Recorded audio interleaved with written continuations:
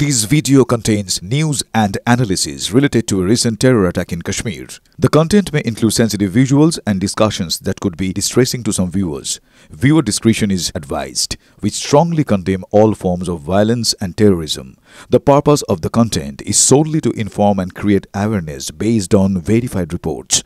Top quality और consistent performance के लिए सिर्फ सिल्वर पंप नाम याद रखना। उधमपुरे জঙ্গিদের গুলিতে শহীদ বাঙালি জওয়ান ঝন্টু আলী শেখকে গান স্যালুটে ব্যারাকপুরের সেনা অফিসাররা বিদায় জানালেন। নদিয়া তেহট্টে জওয়ানের বাড়িতে নিয়ে যাওয়া হচ্ছে দেহ। আমাদের সহকর্মী একেবারে গ্রাউন্ড জিরো থেকে রয়েছে নদিয়া তেহট্ট থেকে মহাদেব রয়েছেন এই মুহূর্তে আমাদের সঙ্গে। মহাদেব, জওয়ানের দেহ কখন বাড়িতে পৌঁছাচ্ছে? বাতাসে নিশ্চয়ই শোকের ছায়া। একদম কিছু মুহূর্তের অপেক্ষা, প্রায় 10 থেকে 15 মিনিটের মধ্যেই কিন্তু তার মৃতদেহ অর্থাৎ বীর জওয়ানের দেহ তার বাড়িতে আসবে। আমরা রয়েছি তার বাড়িতে দেখাতে বলবো ছবিটা, কারণ বাড়িতে কাতারে কাতারে মানুষ, রাস্তার দু প্রান্ত দিয়ে যখন আমরা দেখছি যে রাস্তার দুই ধারে কাতারে কাতারে মানুষ হচ্ছেন একবার শেষ দেখা দেখতে শহীদ জওয়ানকে, তারা কিন্তু আসছেন এবং বিভিন্ন ছাদ, বাড়ির ছাদ, সেখানে কিন্তু মানুষ অপেক্ষা করছেন যে একবার শেষ দেখা, তাকে একবার দেখবেন।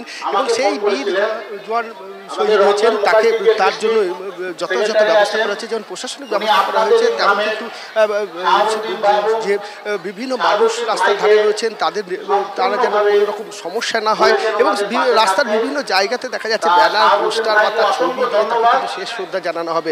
এবং গান সালুতে হবে যে মাঠে, সেই মাঠটাও আমি দেখাতে বলবো কীভাবে মানুষ দেখো কাতারে কাতারে এসছে, যে বিভিন্ন প্রান্ত থেকে মানুষ এসছেন। শুধু তাই নয়, সাধারণ মানুষ তো এসছেনই, কিন্তু পাশাপাশি যারা পুরনো দিনে মানে বিগত দিনে যারা আরবিতে কাজ করেছেন তারাও কিন্তু তাদের একটা টিম এসছেন, তারাও কিন্তু এসে শেষ শ্রদ্ধা জানাবেন।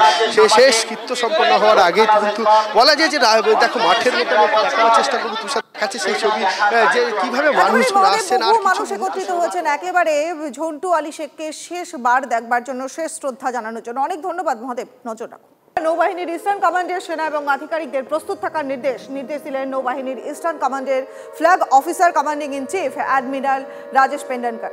শুক্রবার বিশাখাপত্তনমে পূর্বাঞ্চলীয় নৌবাহিনীর সদর দপ্তরে বাহিনীর আধিকারিকদের সঙ্গে বৈঠকে তিনি স্পষ্ট করেন, বর্তমান পরিস্থিতিতে নিজেদের সব দিক থেকে প্রস্তুত থাকতে হবে।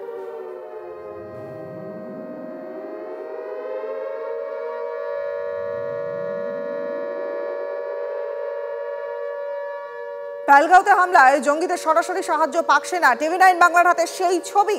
পাক অধিকৃত কাশ্মীরে জঙ্গিদের ট্রেনিং দেয় পাক সেনা। বাইশনের হামলার জন্য জঙ্গিদের হাতে অস্ত্র তুলে দেয় পাক সেনাই। অস্বীকার করে পার পাবে না পাকিস্তান। পাক অধিকৃত কাশ্মীরে জঙ্গিদের 28টি লঞ্চ প্যাডের হদিশ। সেনার নজরে জঙ্গিদের 14টি ট্রেনিং ক্যাম্প।